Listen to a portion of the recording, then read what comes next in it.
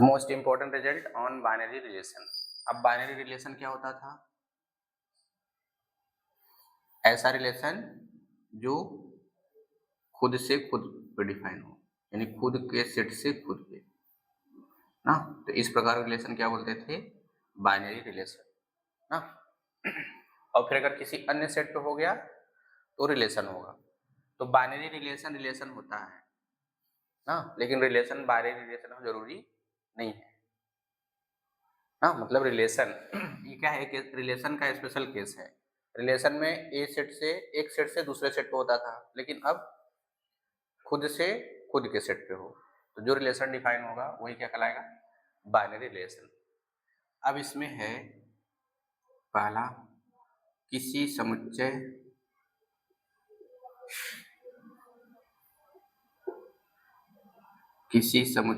A पर संबंध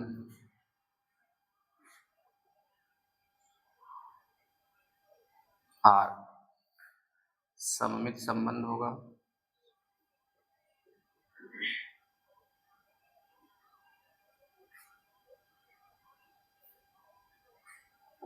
या सममित संबंध होता है यदि और केवल यदि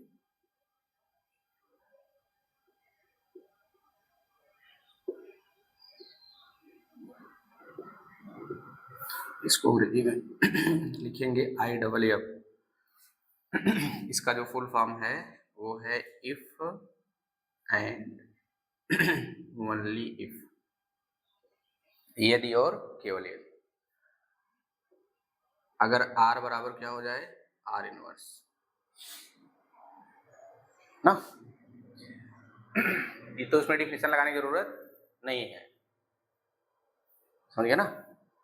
अगर R बराबर R इनवर्स हो गया तो फिर वो क्या कहलाएगा? सममित संबंध।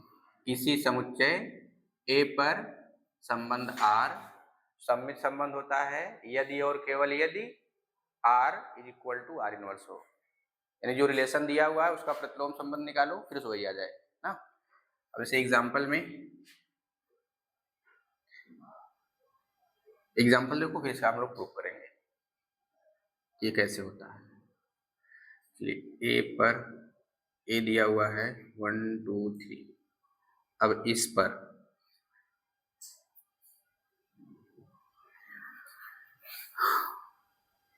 परिभाषित संबंध R1, अब इसका नाम दे दिया गया 1 1 ना। फिर दे दो 2 2, दूसरा ले लेते हैं, एक दे दिए 1 2 2 3, तीसरा दे दीजिए 1 2 2 1 ना। चलो अब देखो ये इसके सलूशन पे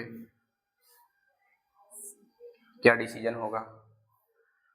R1 दिया है ना, इसका R इनवर्स निकालो। चलो इसका क्वेश्चन नंबर 1 कह दो, ये 2 कह दीजिए, ये 3 कह दो। और ये वेरी इंपॉर्टेंट है, ठीक है ना। ये क्वेश्चन कंपटीशन में पूछता है, जितना पढ़ाया गया अगर रिवीजन कर लो, अभी जो स्टेप बताएगा ये अगर इतना पूरा कर लेंगे किसी भी कंपटीशन में आएगा आप आसानी से कर सकते हैं एकदम। IIT मेंस तक, IIT के लिए नहीं, IIT के लिए थोड़ा और एक्स्ट्रा क्वेश्चन करने पड़ेंगे ना। बाकी थ्योरेटिकल पार्ट पूरा है एकदम फुल, ठीक है ना, मेंस वगैरह के लिए। लेकिन अगर आपको NDA वगैरह हो गया, CUT वगैरह इन सब क्वेश्चन आएंगे तो छूटेगा नहीं, बस इतना पढ़ाया गया अगर उतना तैयार कर लेते हैं तब। इसलिए नंबर 1 के लिए R1 जो दिया है वो है 1 1 2 2। इसका R इनवर्स निकालिए, प्रतिलोम संबंध, तो क्या आएगा? वही आएगा कि नहीं? प्रतिलोम में क्या होता था? आर्डर पेयर को चेंज कर देते थे, आर्डर पेयर का आर्डर, देखो वो इसको चेंज करेंगे फिर से वही आएगा। तो क्या ये R1 के बराबर है ना? आगे कि नहीं? इसलिए R1 क्या है? इसलिए R1 सममित संबंध है। अब इसमें परिभाषा लगाने की कोई जरूरत नहीं है। अगर वहां से कंफ्यूजन चल रहा हो डिफिनेशन लगाने पर फिर ऐसे कर लो, लेकिन डिफिनीशन भूलिए मत। ठीक है ना। जैसे आप बहुत बड़े आदमी हो जाओ और फैमिली को भूल जाओ, विनाश हो जाएगा, है ना। तो ऐसे आप बता दो कि इससे हमारा काम हो गया, ट्रिक मिल गया, और फिर इसके डिफिनीशन को भूल जाए तो समझ लो क्वेश्चन कर ही नहीं पाओगे। हाँ, इसलिए परिभाषा रखना है। तो R2 क्या है, अब R2 बताओ, ये सम्मित होगा कि नहीं होगा? सम्मित होगा कि नहीं? तो R2 इनवर्स निकालिए, तो क्या मिलेगा? 2 1 3 2। हाँ, क्या बराबर है? नहीं है ना। तो चूंकि R2 not equal to R2 inverse, इसलिए R2 सममित नहीं है। अब बाकी परिभाषा लगाओ। परिभाषा क्या कहता था? अगर ए बी है, हाँ, तो उसमें बी ए होना पड़ेगा। हाँ, जैसे देखो 1 2 है, 2 1 है क्या? नहीं है, इसलिए सम्मित नहीं है। अब फिर ऐसे यहाँ से आएंगे रिजल्ट से, फिर देख लो इसका इनवर्स निकाल लो, इनवर्स रिलेशन ये मिल गया। क्या दोनों बराबर हैं? नहीं है, इसलिए R2 सम्मित संबंध नहीं है। यहाँ देखो क्या है, R1 इतना दिया है, हम लोग इसका इनवर्स निकाले तो बराबर है कि नहीं है, तो क्या हो जाएगा? R1 सम्मित संबंध है। हाँ, अच्छी R2 नॉट इक्वल टू, है ना। चलिए अब R3 बताइए, थर्ड वाला है। R3 क्या दे रखा है? ये 1 2 2 1। अब R3 इनवर्स निकालिए, क्या मिलेगा? 2 1 1 2, बराबर है कि नहीं? ये है ना। यहाँ लिखो कि since R3 equal to R3 inverse. हाँ, ये किस प्रकार का कंडीशन बताता है? हाँ, लिख दो R3 सममित संबंध है।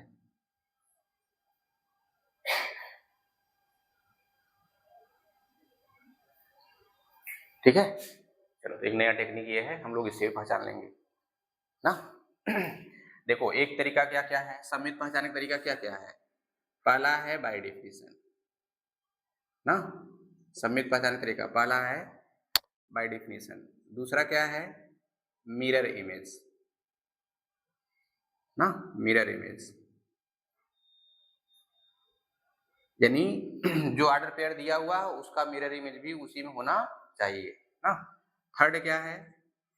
By this result R is equal to R inverse. तो तीन तरीके से चेक कर सकते हैं इसको, सम्मित संबंध को, लेकिन सबसे पावरफुल क्या है? डिफिनेशन, इसलिए डिफिनेशन याद होना चाहिए, इसलिए इसको लिखिए, इसका प्रूफ कराते हैं ना। इसलिए आप सब ऑप्शन रखा करिए, अगर हमारे पास डिफिनेशन है, अप्लाई नहीं कर पा रहे हैं तो ये लगाओ चाहे ये लगाओ ना।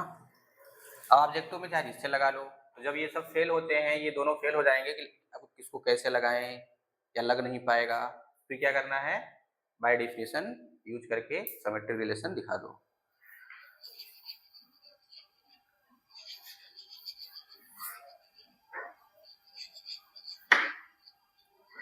अच्छा, ये जो कथन पूरा ऐसे लिखा गया है ना, इसी को हम लोग दूसरे तरीके से ले सकते हैं ना। दूसरे तरीके से कैसे ले सकते हैं? जैसे अगर इसको लिखना हो ना, आर, आर क्या है? सिमेट्रिक है ना। अगर आर सिमेट्रिक है तो दिस इंप्लाइज दैट, शॉर्टकट में लिख रहे हैं, R is equal to R inverse ना। अगर आर सिमेट्रिक है तो ऐसे लिखेंगे, और फिर अगर ऐसे है ना, तो इस पूरे का यह शॉर्टकट ना, कि अगर कोई सेट ए दिया हुआ है, उस पर परिभाषित कोई संबंध आर सममित होगा, तो R is equal to R inverse लिखोगे ना, यहाँ 0 लगा दो, और फिर अगर ऐसे कर देंगे तो उल्टा चल जाएगा। हाँ, जैसे ट्रेन में देखो डबल इंजन लगा रहता है, आगे और पीछे, किसी किसी में ऐसा रहता है, एडजस्ट कर किए रहते हैं। मान लो कोई समस्या हो गई तब, तो वहाँ ड्राइवर कूदेगा, इधर आएगा खटखटा के उल्टा लेकर भाग जाएगा, है ना। यहाँ पर हम लोग क्या करेंगे? ऐसे कंडीशनों को बोलते हैं बाई कंडीशन ना, और इसको क्या कहेंगे यहाँ पे? If and only if. इसे एक नाम और भी है, इसको बोलते हैं नेसेसरी एंड सफिशिएंट कंडीशन।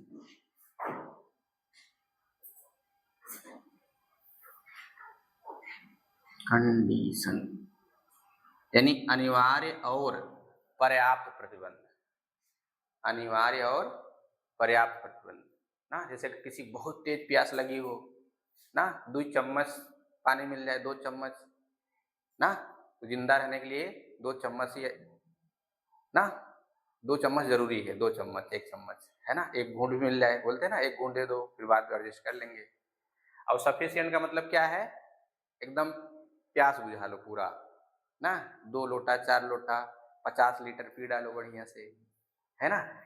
तो नेसेसरी में क्या है कि मतलब कितना मिल जाए कि जीवित रह पाए, और पर्याप्त मतलब नटई भर चढ़ा लो ना, वो क्या हो जाएगा, सफिशिएंट। ठीक है तो फिर इसको ऐसे लिखो और फिर चाहे ऐसे लिखो, ये हो गया आपका शॉर्ट। प्रूफ में क्या करना है ना, प्रूफ कैसे करेंगे, क्या दिखाना है, R equal to R inverse ना।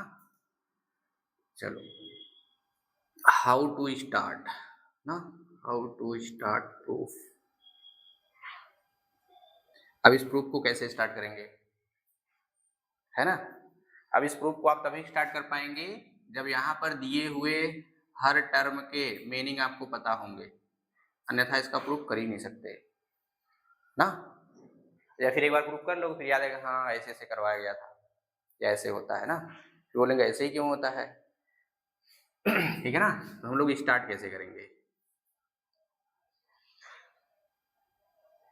तो यहाँ देखो क्या दिया है, समुच्चय ए है, इस पर परिभाषित संबंध R ना, इसी R को यहाँ दिखाना है ना कि R is equal to R inverse. तो पहले ये देखना कि R किस पर डिफाइन है। अच्छा जब R डिफाइन है तो R है क्या चीज, अगर R पता चल जाए तो उसके एलिमेंट कैसे होते हैं ना। इसमें देखो इसने दे रखा है R क्या है, सममित है, तो फिर ये दिखाना है, फिर हम लोग इससे ये दिखाएंगे, समझ गए यानी अगर सममित होगा फिर ये होगा, यानी R का सममित होना जरूरी है ना। तो अब R क्या है बताओ, R क्या होता है, रिलेशन ना, R क्या है, रिलेशन है। और इसे क्या कहेंगे, अगर R रिलेशन है और इसको क्या कहेंगे, ए का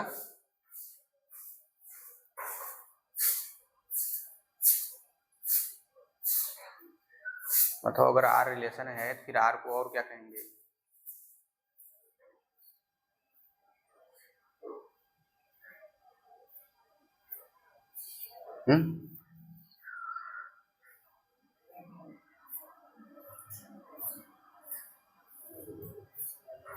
क्या होगा जैसे R को हम लोग रिलेशन बोले ना, इसको और दूसरी लैंग्वेज में और क्या बोलते हैं R को,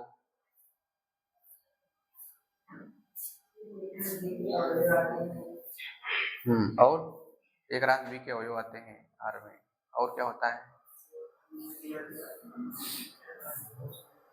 हाँ ये जो R है ना, R ये क्या होता है, एक रास B का सबसेट होता है, यानी उप समुच्चय होता है ना, उप समुच्चय किसका, एक रास A का ना। अच्छा इसका मतलब R क्या है, सेट है, समुच्चय है, यही हुआ ना।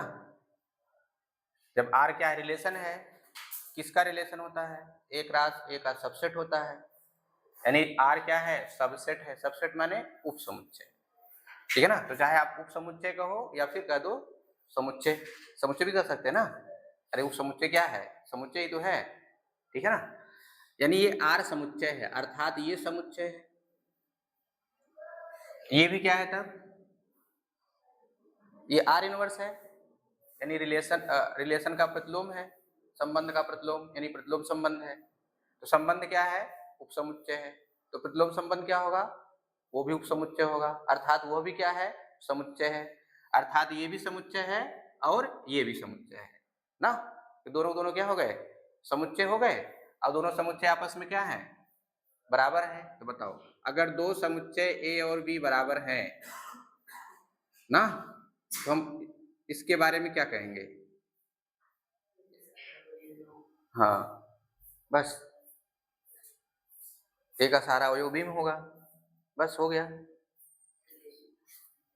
चलो हमने ये कह दिया ए का सारा अवयव बी में है, तो क्या बराबर है? यहाँ क्या है, अगर ए बराबर बी है तो आपने कहा ए का सारा अवयव बी में है, तब बराबर होगा। हाँ, यहाँ हम समुच्चय की बात कर रहे हैं।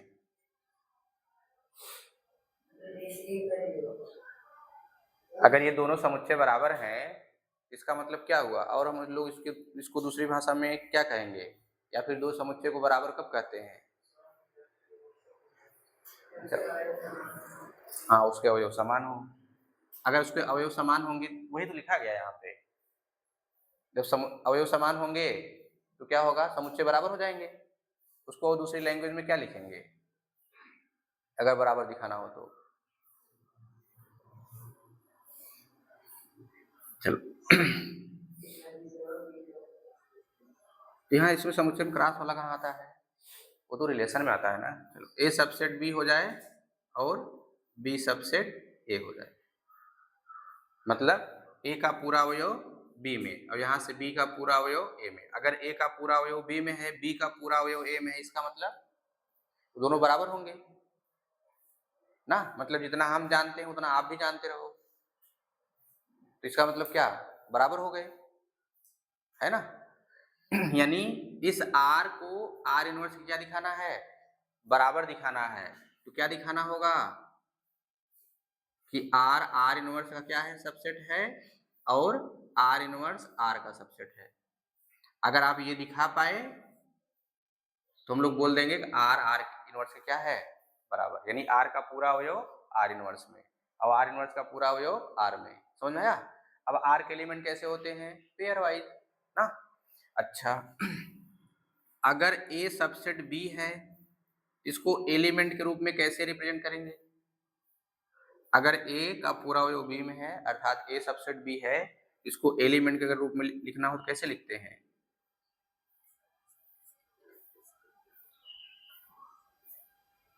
चलो ठीक है ना, ऐसे। अगर ऐसा है तो हम लोग ऐसा लिखेंगे, और फिर अगर ऐसा है तो फिर ऐसा लिखेंगे। समझ में? इसलिए कहते हैं ना समुच्चय वगैरह सब तैयार रखना। ए अगर ए सबसेट बी है तो फिर यक्ष का पूरा अवयव, जो अवयव ए में होगा वही अवयव बी में होगा, यही होगा ना। तो जो अवयव मान लिया गया यक्ष है वह ए में है और वही अवयव किस में हो जाए, बी में हो जाए। और फिर अगर ऐसा है तो हम लोग कह देंगे इस तरीके से, ठीक है ना। चलो तो आर क्या बन गया, समुच्चय है। आर इनवर्स कैसा है, समुच्चय है। एलिमेंट कैसे आते हैं, पेयर वाइज आएंगे, है ना।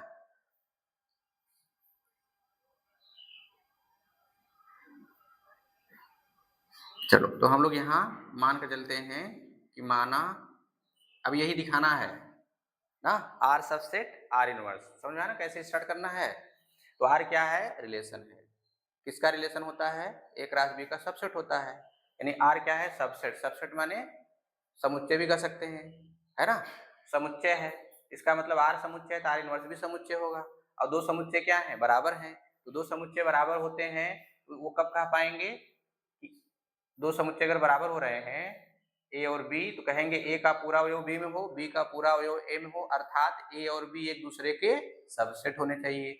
जब आर और आर इनवर्स दोनों ही उप समुच्चय हैं या समुच्चय हैं और ये बराबर हो रहे हैं, इसका मतलब आर आर इनवर्स का सबसेट होना चाहिए और आर इनवर्स आर का सबसेट होना चाहिए। अगर ये दिखा पाए तो बोल देंगे बराबर है, अगर नहीं दिखा पाए तब तो बराबर नहीं होगा, ठीक है ना।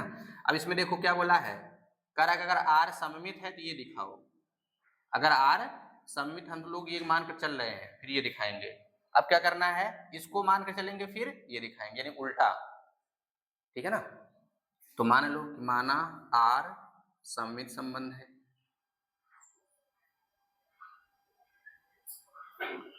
माना आर सममित संबंध है।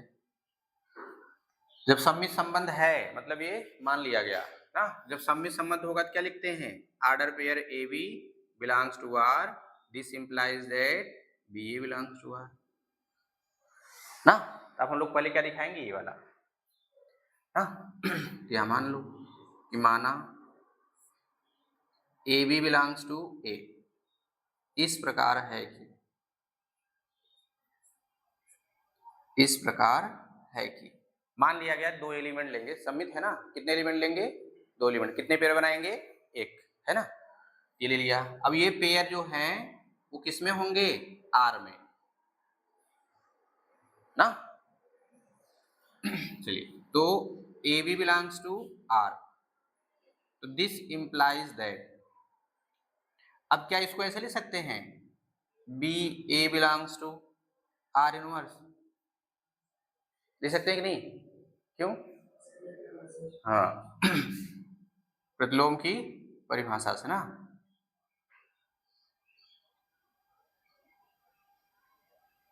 अच्छा, या तो फिर ऐसे ले सकते हैं, चलो ये भी तो लिख सकते हैं, क्यों, क्यों सम्मित, क्योंकि यहाँ देखो आर सम्मित है ना, तो लिख पाएंगे कि नहीं, यहाँ लिख दो, यहाँ लिखिएगा क्योंकि आर सममित है।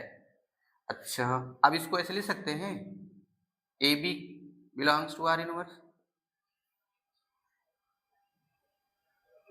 लिख सकते हैं कि नहीं, A B belongs to R inverse लिख सकते हैं, क्यों,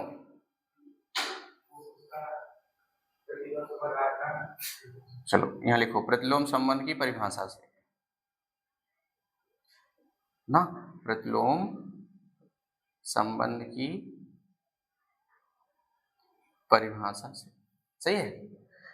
अब देखो यहाँ पे, तो जो एलिमेंट ए में था वही एलिमेंट किस में आ गया, बी में आ गया ना, तो इसको इस तरीके से ले सकते हैं, देखो वही तो है ना, यहाँ देखो A B belongs to R ना, यहाँ देखो x belongs to A implies that x belongs to b, तो दिस implies that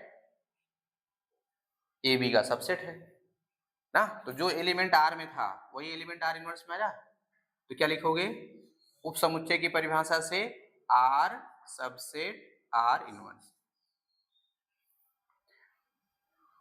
ठीक है ना। चलो अब क्या करेंगे, अब पुनः, अब क्या दिखाना है कि आर इनवर्स इसका होगा। तो अब एलिमेंट मानिए, माना A B belongs to A, इस प्रकार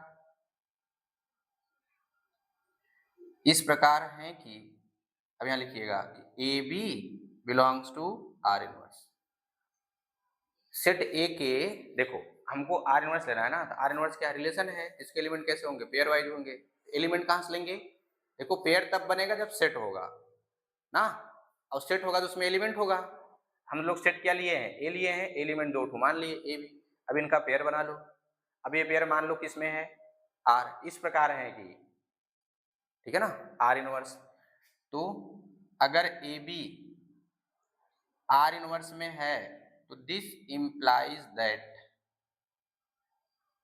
B A belongs to R, लिख सकते हैं कि नहीं, लिख सकते हैं, कैसे,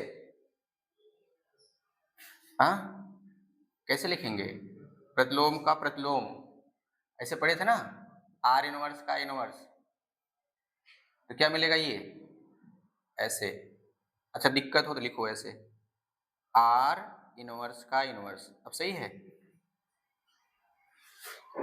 प्रतिलोम संबंध की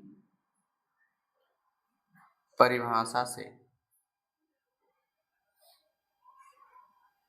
ना। तो अब इसको क्या लिख देंगे हम लोग, order pair B A belongs to R, लिख सकते हैं ना, तो दिस इंप्लाइज दैट, अब इसको ऐसे लिख सकते हैं क्या, order pair A B belongs to R, लिख सकते हैं,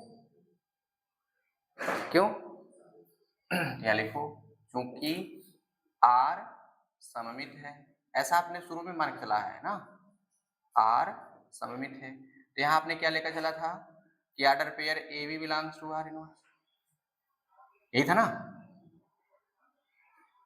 बताओ ये किसकी परिभाषा है, उप समुच्चय का, तो उपसमुच्चय की परिभाषा लिखेंगे कि आर इनवर्स सबसेट आर। चलो यहाँ देखो, इसका सारा अवयव इसमें है ना, आर का सारा एलिमेंट इसमें है। अब यहाँ क्या कर रहा है, आर इनवर्स का सारा एलिमेंट आर में है, यानी आर का पूरा अवयव आर इनवर्स में और आर इनवर्स का पूरा अवयव आर में। इसका मतलब, हाँ इसका मतलब दोनों बराबर हैं। लिखिए, चाहे संबंध एक या फिर ऐसे लिख दो, एक व दो से, एक व दो से क्या कहेंगे, आर बराबर आर इनवर्स। ये कब प्रूफ हुआ, जब आर को सममित माने थे। देखो ये मान के चलते वाला आ गया। अब क्या करेंगे, ये मान के चलेंगे, ये दिखाना है, ठीक है ना, ये हम लोग मान के चलेंगे और फिर ये दिखाएंगे, ठीक है ना। तो किस तरीके से स्टार्ट हुआ समझ में आया, नोट करो उसको, ठीक है ना।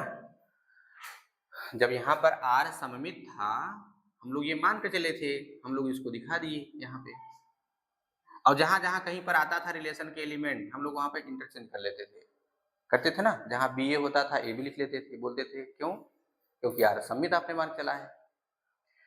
अब क्या है, ये मानकर चलोगे और फिर आपको क्या दिखाना है, आर सममित है। अगर आर सममित है तो फिर ऐसा आना चाहिए, और ए भी कहां से लेंगे, ए से, ठीक है ना। तो अब कहीं पर अगर आर होगा तो आर इनवर्स रख देंगे, आर इनवर्स होगा तो आर रख देंगे, ठीक है।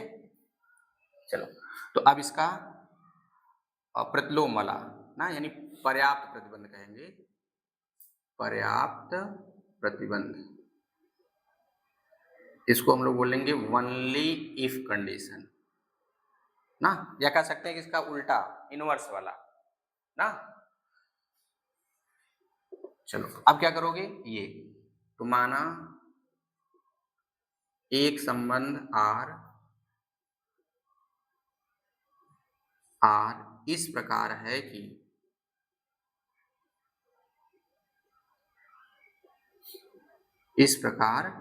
कि आर बराबर आर इनवर्स।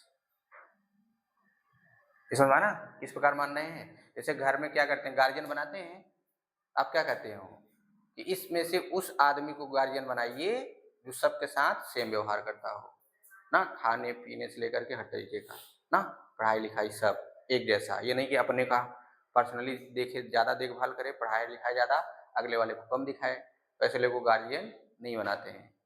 समझ में है ना, वैसे यहाँ पर भी है। हमने क्या किया, एक संबंध आर इस प्रकार माना है, इस प्रकार मानो कि आर इनवर्स निकालो, खुद आर के क्या हो जाए, बराबर हो जाए ना, ये मान कर चले हो। तो अब क्या करना है, अब एलिमेंट लीजिए, माना A B belongs to R, ना A B belongs to A, इस प्रकार है कि ना, हम लोग एलिमेंट ए से लेंगे दो एलिमेंट, अब उनको इस प्रकार लीजिए कि ए और बी किसी नियम आर द्वारा जुड़े हों ना। तो अब क्या लिखना है कि A B belongs to R, तो दिस इंप्लाइज दैट, अब इसको ऐसे लिख सकते हैं क्या, ले सकते हैं, क्यों, यहाँ लिखो प्रतिलोम संबंध की परिभाषा से,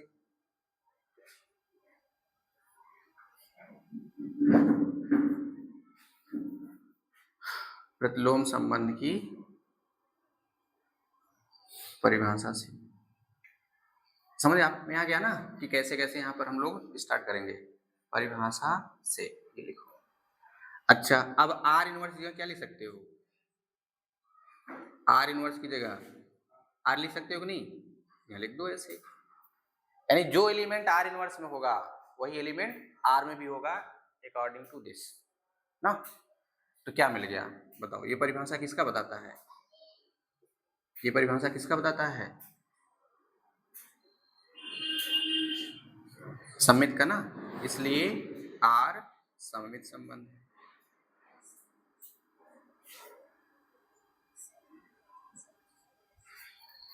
हो गया सिद्ध। तो क्या लेकर चले थे, आर सिमेट्रिक रिलेशन ना, जब आर सिमेट्रिक रिलेशन था तो हम लोगों ने दिखा दिया आर बराबर आर इनवर्स। अब फिर हम लोग ये मान के चले थे तो क्या दिखा दिए, सिमेट्रिक रिलेशन, यानी इससे ये दिखा दिए और इससे ये दिखा दिए। अब दोनों को मिला के देखेंगे तो क्या बन जाएगा, बाई कंडीशनल, ऐसे, ठीक है ना। ये हो गया प्रूफ आपका।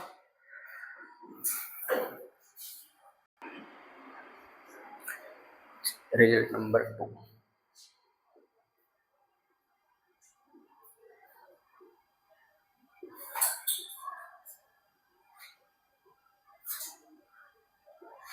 यदि किसी समुच्चय ए पर आई ए, इसे क्या बोलते हैं, हाँ यानी समुच्चय ए पर तत्समक संबंध,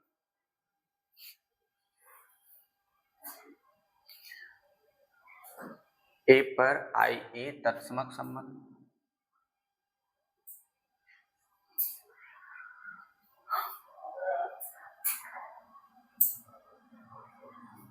तथा आर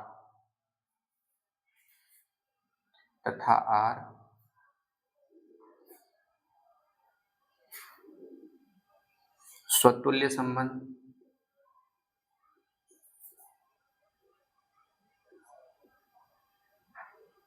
है तो ये तत्समक संबंध स्वतुल्य संबंध का क्या होता है, प्रॉपर सबसेट, यानी उचित उपसमुच्चय ना। क्योंकि देखो तुल्य में क्या होंगे, खुद वाले आएंगे, उसके अलावा भी आ सकते हैं, लेकिन तत्समक में तो बताओ कौन बड़ा होगा, आर या आई। स्वतुल्य क्या होगा, स्वतुल्य में जो एलिमेंट होते हैं खुद से रिलेटेड होंगे वो रहेंगे, उसके अलावा हो भी सकते हैं नहीं भी, है ना। लेकिन तत्समक में केवल और केवल खुद से रिलेट होंगे ना। तो बताओ बड़ा कौन हुआ, आर या आई।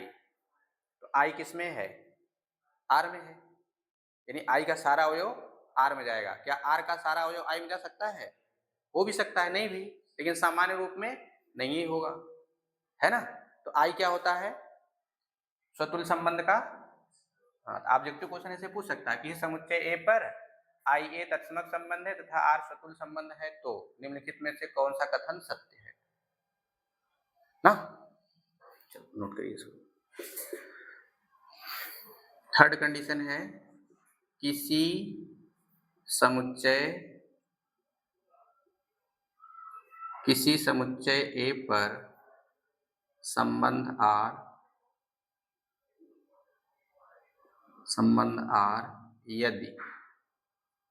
यदि अब इसमें 3 पॉइंट हैं,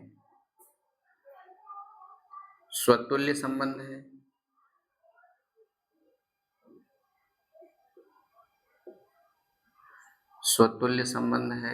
तो आर इनवर्स भी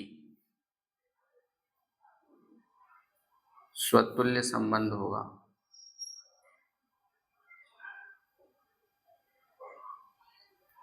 नंबर 2 सममित संबंध है,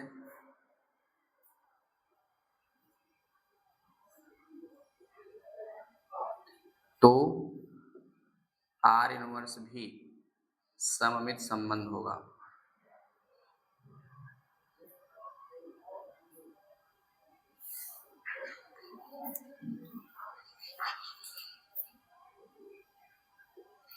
थर्ड संक्रामक संबंध है तो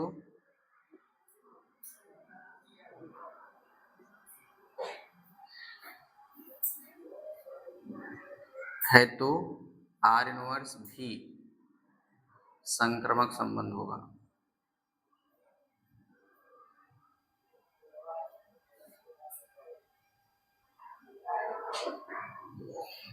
ठीक है ना। तो किसी समुच्चय ए पर संबंध आर यदि स्वतुल्य संबंध है तो आर इनवर्स भी क्या होगा, स्वतुल्य होगा। और अगर सममित संबंध है तो आर इनवर्स भी क्या होगा, अभी हम लोग इसके पहले प्रूफ किए ना।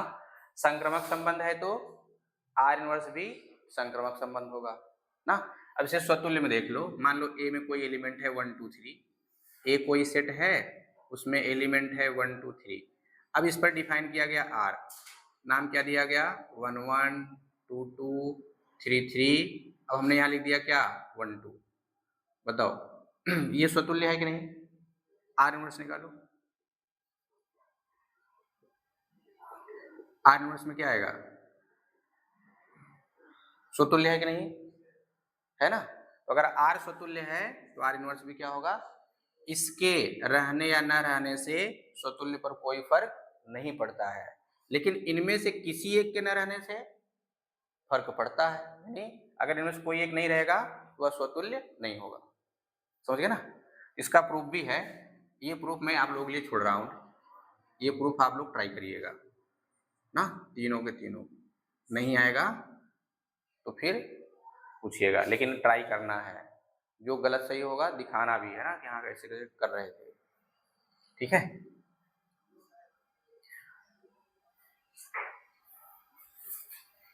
कुछ पूछना है इसमें? दो संबंधों का संयोजन।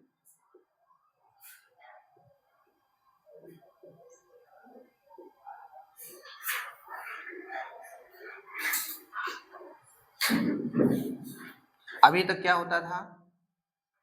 अभी तक होता दो समुच्चय होते थे या केवल एक ही समुच्चय होते थे? दो समुच्चय एक दूसरे संबंधित होकर के आर बनाता था, या खुद का खुद से होकर के आर बनाता था। लेकिन अब क्या होंगे? अब दो संबंध मिलेंगे, उनको फिर से जोड़ के बनाना है, तो नया संबंध क्या आएगा ना। जैसे आप रिश्ता रिश्ता नहीं जोड़ते हैं, जुड़ते हैं ना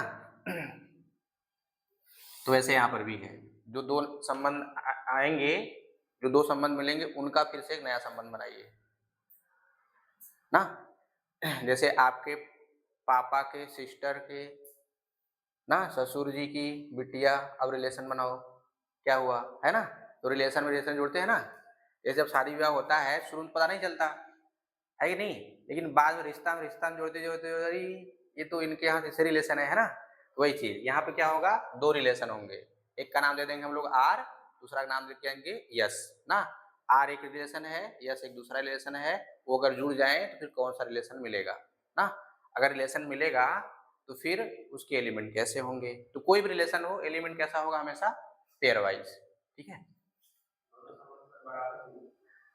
नहीं जरूरी नहीं है, हो भी सकते हैं नहीं भी, वो डिपेंड करेगा क्वेश्चन पर ना। लेकिन शादी विवाह क्या घर में करते हैं?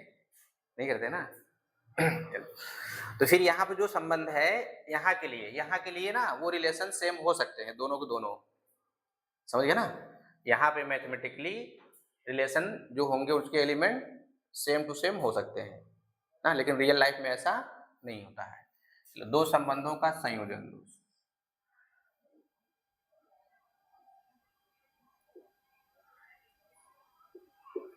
कंपोजिशन ऑफ टू रिलेशंस, दो संबंधों का संयोजन। तो संयोजन माने क्या होता है? जोड़ना ना, कंपोजिट करना।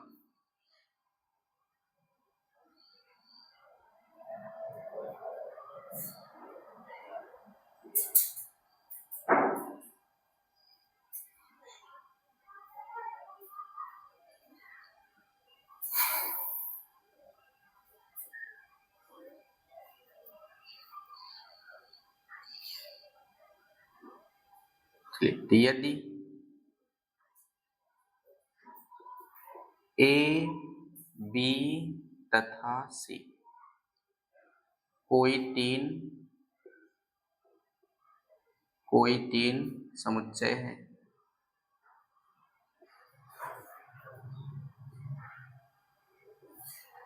कोई तीन समुच्चय है। चलो पहले इसको डायग्राम समझो, फिर उसके बाद तब फिर हम लोग इसका लैंग्वेज लिख पाएंगे ना।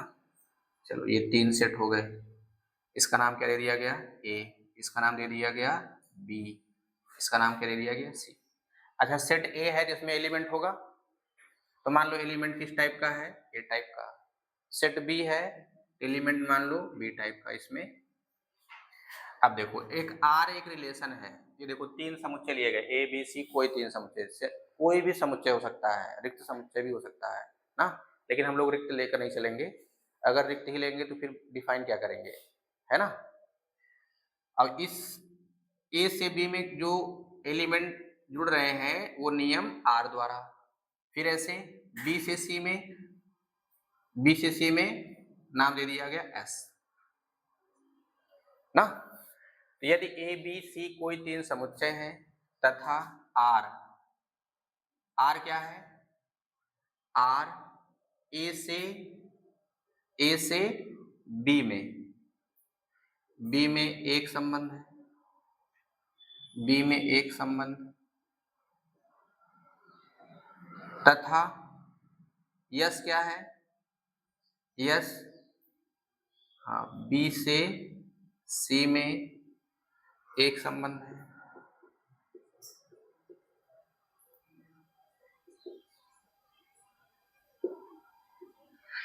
अब इन दोनों क्या करिए, अब इन दोनों को कंबाइन करिए, किसको किसको, आर और यस को, ठीक है ना, आर और यस जुड़े तो आर तथा यस के संयोजन, आर तथा यस के संयोजन। अब इसको देखो, देखो जब आर ए से बी में जुड़ा, यस बी से सी में जुड़ा, अब ये जुड़ जाए ऐसे ना, ये क्या जुड़ गया, ऐसे नहीं जुड़ते हैं। जैसे मान लीजिए ए का रिश्ता इधर बी से हुआ, बी का रिश्ता सी से हुआ, तो आप इससे नहीं जुड़ते, बताओ क्या रिलेशन होगा, यानी कौन सी रिश्तेदारी, कोई रिश्तेदारी जुड़ रहा है कि नहीं जुड़ रहा है, जुड़ते हो कि नहीं जुड़ते हो।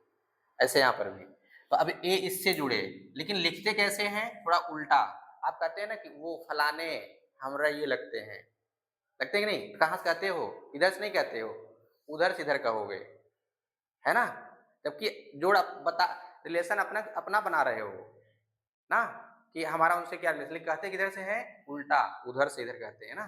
तो ऐसे इधर भी जाएंगे ए से सी की तरफ, लेकिन लिखेंगे किधर, उल्टा, इधर से इधर,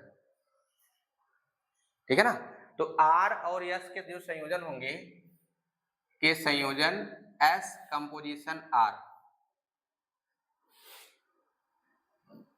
ए से सी में ना। अब जो रिलेशन हम लोग आर एस लिखते थे, अब ये इतना बड़ा हो गया, अगर सुविधा के लिए आप कहना चाहें इसके स्थान पे क्या कह देना, टी कह दो ना, समझे कि नहीं। ए बी क्या है, कोई तीन समुच्चय है जिसमें से आर क्या है, ए से बी में एक संबंध है, यस क्या है, बी से सी में एक दूसरा संबंध है। तो आर और यस के संयोजन को कैसे लिखेंगे, एस कंपोजिशन आर, कहां से कहां, ये कहां से कहां बना है, ए से, यहां ओ लिखते हैं ना, सिंबल इसका वो रहता है, समझिए ना, में एक संबंध, में एक संबंध इस प्रकार है कि, इस प्रकार है कि, अब ये किस प्रकार है, अब इसमें जो एलिमेंट होंगे, देखो इसका एलिमेंट इससे जुड़ेगा, देखो जब आर ए से बी में जुड़ेगा तो क्या लिखेंगे, ए रिलेटेड टू बी, और यस जब बी से सी जुड़ेगा तो क्या लिखेंगे, बी रिलेटेड टू सी। अब देखो कौन जुड़ रहा है, ए से सी में, जब ए से सी में जुड़ेगा तो कुछ रूल होंगे, अब उस रूल का नाम क्या है, एस कंपोजिशन आर, एलिमेंट क्या होंगे ना। देखो जब इसके एलिमेंट जाएगा किससे, ए का बी से, तो ऐसे लिखते हैं, और उसका एलिमेंट होगा तो क्या लिखेंगे, ऐसे लिखेंगे ना। और इसी को हम लोग दूसरी भाषा में ऐसे लिखते थे, याद है ना, शुरू में लिखवाया गया था, चाहे ऐसे लिखो चाहे ऐसे लिखो। तो अब ऐसे यहाँ पर इसका इससे जब रिलेशन जुड़ेगा तो क्या लिखेंगे, A C belongs to S composition R, या फिर इसको कैसे लिखेंगे, A S composition R relate to ना। तो इस प्रकार है कि A S composition R C, ठीक है ना, नोट करो, यानी संबंधों का संयोजन, संबंधों का संयोजन, वो भी कितने ना। तो पहले एक संबंध बनाओ, वो क्या कर दिए हम लोग, ए से बी में, एक दूसरा संबंध बनाओ। तो संबंध में क्या होता है ना, ऐसे कड़ी वाइज जुड़ते जाते हैं ना, जो कड़ी कड़ी ऐसे क्या होगी जुड़ता जाएगा। जैसे एक घर बन रहा है ना, इसमें देखो एक दीवार क्या होता है, कॉमन होता है हर 2 रूम के लिए, लेकिन अगर एकदम से अलग कर देंगे तब तो पता चलेगा ना ये घर फलाने का है, वो घर फलाने का है कि नहीं। जैसे शहरों वगैरह में देखिए लोग इसे चिपका के बनाए रहते हैं ना, लेकिन जो हम लोगों का पर्सनली घर होता है, देखो जैसे ये वाला है, ये वाला दीवार क्या है, उस वाले के लिए भी काम कर रहा है ना। तो वही चीज यहाँ पर भी होगा। तो अब एक हम लोग अगला रिलेशन डिफाइन करेंगे, यस।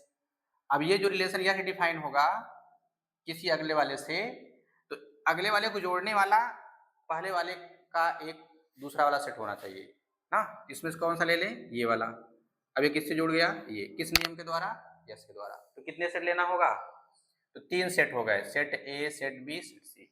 अब ये कोई भी सेट हो सकते हैं। तो यदि ए, बी तथा सी कोई 3 समुच्चय हैं तथा आर ए से बी में एक संबंध और यस बी से सी में एक संबंध है, तो आर तथा यस के संयोजन को कैसे लिखेंगे, एस कंपोजिशन आर।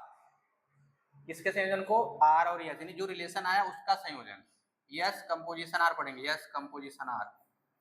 ए से सी में एक क्या होगा, संबंध। इस प्रकार होगा कि ए रिलेटेड टू सी ना। तो अब ये एलिमेंट कहां जाएगा, ए का सी से, ठीक है ना। तो कैसे लिखेंगे, इस प्रकार से। अच्छा, ये जो बना किसकी वजह से बना, इस बी की वजह से। इसको हटा दो तो क्या ए डायरेक्ट सी से जुड़ेगा, नहीं जुड़ेगा ना। हम लोग कहेंगे कि ये जो आया है इस स्थिति में बी में एक अवयव ऐसा है बी की ए रिलेटेड टू बी और बी रिलेटेड टू सी ना। जो बी है ना, बी, ए बी से भी जुड़ा है, लेकिन बी किससे जुड़ गया, सी से, ठीक है। यानी अगर ऐसा आप लिख पा रहे हैं तो ये देखो बी दोनों रिलेशन में कॉमन होना चाहिए।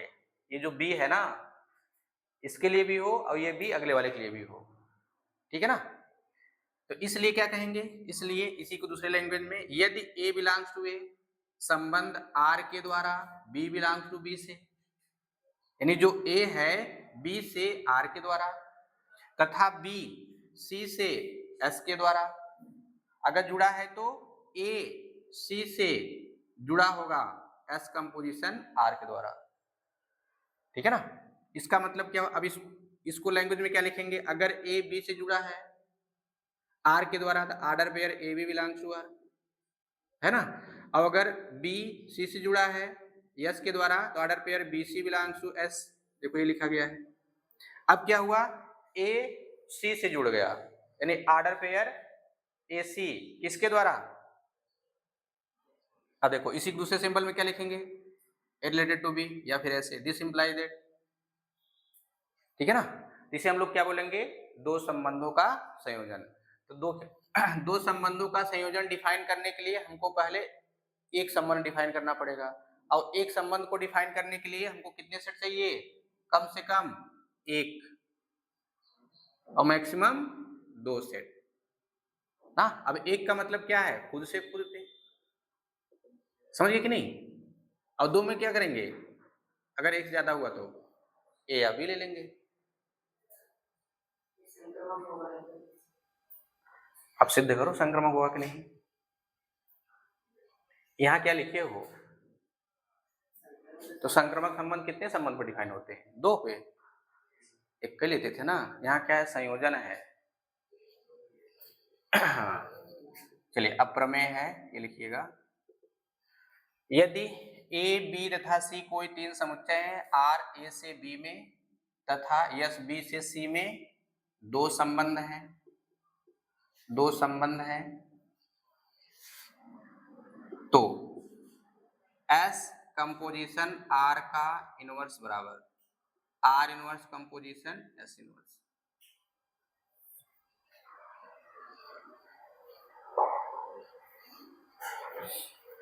इसी पर बेस्ड ये प्रमेय है।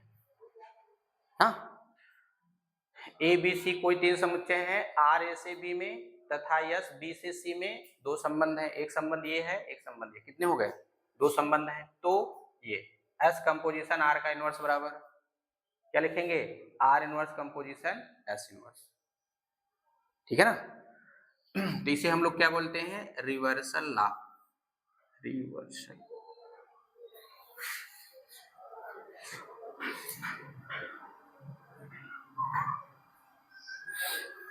व्युत्क्रम नियम,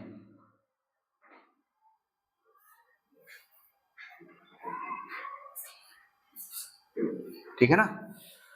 अब इसमें देखो उल्टा आया हुआ है, यहाँ देखो कैसे लिखा है, पहले आर लिखा है, इधर चलना है इधर से ना। इसी को ना एक नियम और बोलते हैं, जूता मोजा का नियम, जूता मोजा का नियम।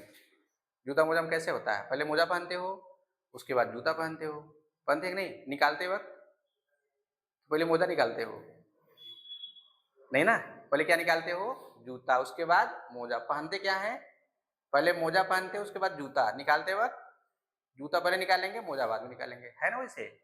यस कंपोजिशन आर का इनवर्स, पहले क्या लिखोगे, आर इनवर्स, उसके बाद, है ना, तो क्या हो गया, मोजा जूता। अभी क्या है, जूता फिर मोजा, ठीक है ना, इसलिए से बोलते हैं शूज सॉक प्रॉपर्टी ना।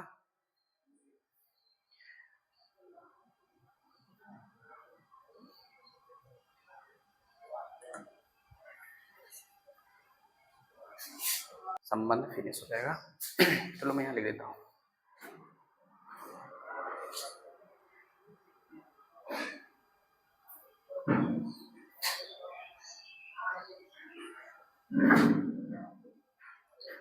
ना यही दूसरा नाम क्या है, शूज सॉक्स प्रॉपर्टी ना, जूते मोजे का नियम। इसी में अच्छा, इसको प्रमेय नंबर 1 बना लो, एक दूसरा बना लो, प्रूफ नहीं करवा रहे हैं, ठीक है ना। यदि आर व एस एक तुल्यता संबंध है, यदि आर व एस एक तुल्यता संबंध है तो आर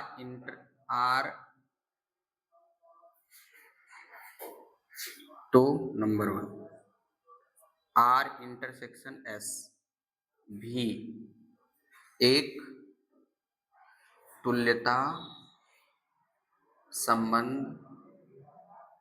होगा। नंबर 2 आर यूनियन एस एक तुल्यता संबंध हो, तुल्यता संबंध हो आवश्यक नहीं,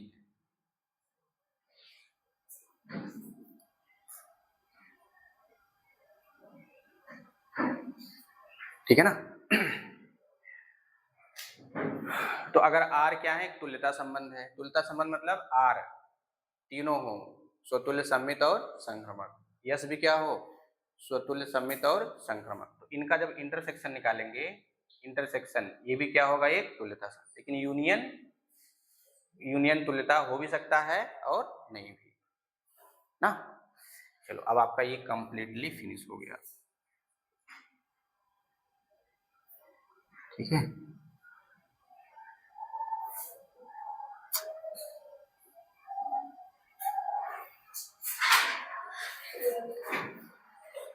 चलो कल से हम लोग पढ़ेंगे फंक्शन, और पूरा तैयार करके आना इसको बढ़िया से।